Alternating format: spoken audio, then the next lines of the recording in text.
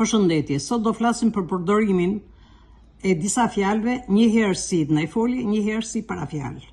Formojmë fjali me fjalët jashtë, brenda, pranë, përpara, djathtas, duke i përdorur si ndajfolje dhe si parafjalë. Ndajfolje. Ina ka shkuar jashtë, jashtë është ndajfolje. Ana u fut brenda, brenda është ndajfolje. Albi rri gjithmonë përpara, përpara është ndajfolje. Nëna më qëndron çdo çast pranë, pranë është ndajfolje. Vazhdo rrugën djathtas, djathtas është ndajfolje. Si parafjalë, Ina ka shkuar jashtë shtetit, jashtë është parafjalë. Ana u fut brenda oborrit, brenda është parafjalë. Albi rri gjithmonë përpara meje, përpara është parafjalë.